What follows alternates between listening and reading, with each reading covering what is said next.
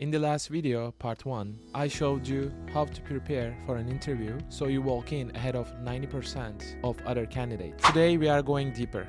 I'm going to show you exactly how to answer most common interview questions in a way that makes you unforgettable. If you watch part 1, you know I'm a big believer in the STAR method, which stands for situation, task, action, and result, because it turns generic answers into memorable stories. But here's the problem. Most people think they are telling a story when they are giving vague, boring summaries. Let's say the interviewer asks, "Tell me about a time you solved a difficult problem." Most candidates say something like, "I'm a great problem solver. I always help my team when things go wrong." It is a forgettable answer. Here is how you would answer with a STAR method. So let's start with S for situation. I'm just making this up right now as I speak. So this is the situation. In my last role as a guest service manager, a large group arrived at the hotel at 9 p.m. and discovered that their booking was accidentally cancelled due to a system glitch. So now I'm moving on to T for task. As the only manager on duty, my job was to resolve this situation immediately without losing the booking or the guest's trust. So now I'm moving on to A for action. I quickly negotiated with a nearby partner hotel to hold 12 rooms, arrange complimentary transportation for the guests, and offer the guests a free dinner while we resolve the booking. So now I'm moving on to R for result. The group posted a public thank you on social media, tagged the hotel, and returned for another booking the following year.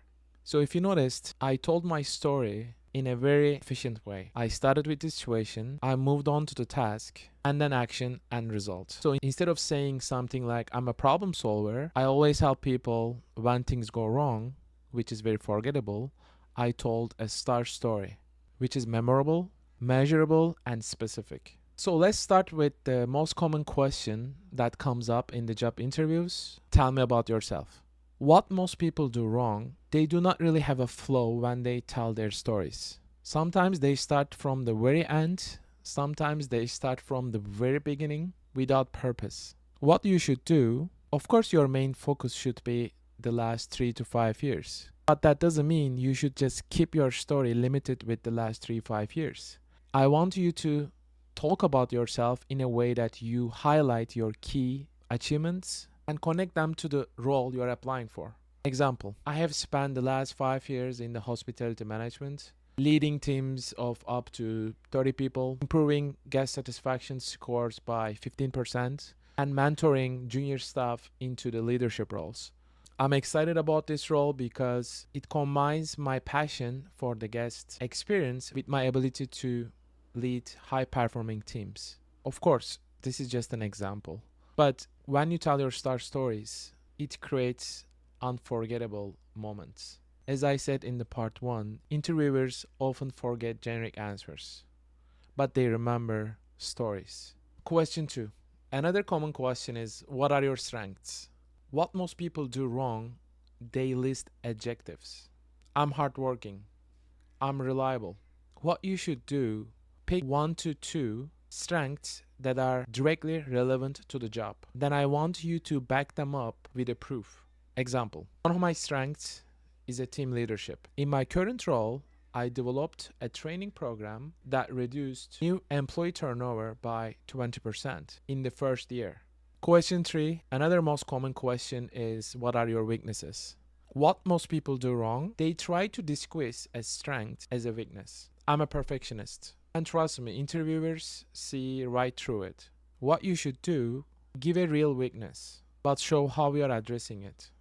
Earlier in my career, I struggled with delegating because I wanted to do everything myself. Over time, I have learned that empowering others not only improves results, but also develops the team skills. Now, I assign tasks based on individual strengths and check in at key milestones.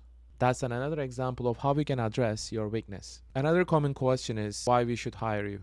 What most people do wrong, they say, "I work hard and I'm passionate." Okay, but what you should do, I want you to connect your skills and track record to the company's goals. Example, because you did your due diligence prior to the job interview, you did your company research, the things that we discussed in my first video, part 1, you are aware of the company goals, right? Example, based on your focus on improving customer retention, I believe my track record of raising guest satisfaction scores by 15% and developing loyalty programs that increase repeat visits by 12%, I will directly support your growth in this area. Now I want to talk about common mistakes to avoid. What most people do versus what you should do. Number 1, talking too long without structure. Giving answers without measurable results. Being too vague, saying I'm a team player without proof. Lastly, not connecting your answers to the job you are applying for. If you use these strategies, your answers will stand out because they will be specific, measurable, and directly related to the role. In part 3, I'm going to share how to handle tricky, unexpected interview questions, the ones designed to throw you off, so you can stay confident no matter what's asked. If you want that, make sure you subscribe and please drop a comment below telling me your toughest interview questions. I would love to hear from you. See you in part 3.